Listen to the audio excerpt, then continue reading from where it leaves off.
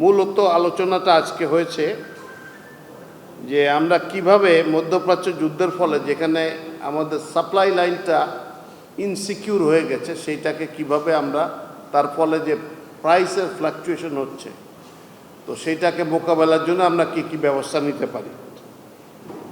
তো এর মধ্যে বেশ কিছু সিদ্ধান্ত হয়েছে, তার মধ্যে একটা আছে যে বাণিজ্যিক অফিসগুলো আমরা কমিয়ে নিয়ে আসতেছি 1 ঘন্টা করে, 9টার থেকে 4টা পর্যন্ত অফিস চলবে, সকল অফিস, এটা সরকারি বেসরকারি সকল অফিস 9টার থেকে 4টা চলবে। আর ব্যাংকিংগুলো চলবে আওয়ার্স 9টার থেকে 3টা পর্যন্ত, 4টায় ব্যাংক বন্ধ হয়ে যাবে। শিক্ষার বিষয়ে শিক্ষা মন্ত্রণালয়ে যে বিভিন্ন জায়গায় যে চাহিদা আছে বিভিন্ন পর্যায়ে সেটা বিবেচনা করে নিয়ে রোববার থেকেই কিছু আলাদা নির্দেশনা দেওয়া শুরু করবে ইনশাআল্লাহ। এছাড়া সরকারি কিছু ব্যয় হ্রাস কমানো হচ্ছে।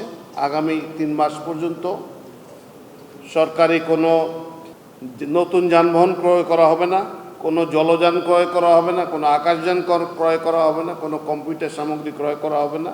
এছাড়া অভ্যন্তরীণ প্রশিক্ষণ যেগুলো আছে সেগুলো 50% বন্ধ করা হয়েছে, যে 50% কমিয়ে নিয়ে আসা হয়েছে। সরকারি অর্থায়নের সকল বৈদেশিক প্রশিক্ষণ বন্ধ করা হয়েছে পুনরাদেশ না দেওয়া পর্যন্ত। এছাড়া সভা সেমিনারে আপ্যায়ন ব্যয় 50% হ্রাস করা হয়েছে।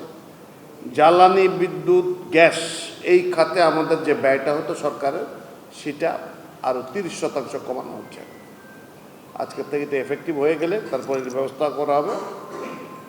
এছাড়া ভ্রমণ ব্যয় যেগুলো প্রয়োজন নেই সেগুলো কমাতে বলা হয়েছে, এখানে আমরা 30% হ্রাস করে দিচ্ছি।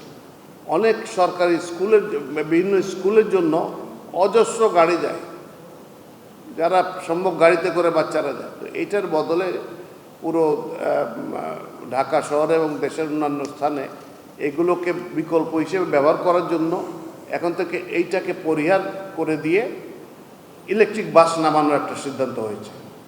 তার জন্য যে সমস্ত স্কুলগুলো এই কার্যক্রমে অংশগ্রহণ করবেন তাদেরকে কোনো শুল্ক ব্যতীতই তারা বাসগুলো আনতে পারবেন। একই সুবিধা দেওয়ার জন্য কমার্শিয়াল ক্ষেত্রে যারা বাস নেবেন অন্যান্য ক্ষেত্রে তারাও নিতে পারবে, তবে তাদের ক্ষেত্রে 20% শুল্ক ধার্য করা হবে। এই একটা সিদ্ধান্ত হয়েছে। হ্যাঁ, তবে একটা শর্ত যে পুরনো বাস আনা যাবে না, নতুন বাস ব্র্যান্ড নিউ বাস আনতে হবে। ওই যে কোনো রকমের বেসরকারি বিবাহ বা কোনো উৎসব উপলক্ষে কোনো আলোকসজ্জা করা যাবে না, সরকারের খরচটা বছর বাজে, এই বাজেট পর্যন্ত যা আছে সেগুলো সব বন্ধ করে দেওয়া হবে। কোনটা?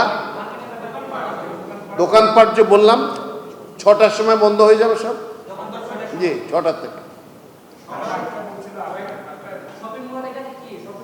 হ্যাঁ, শপিং মল, সব দোকানপাট বলতে শপিং মলও তার মধ্যে পড়ে। সকল ধরনের মার্কেট, 6টার পরে কোনো মার্কেট চলবে না।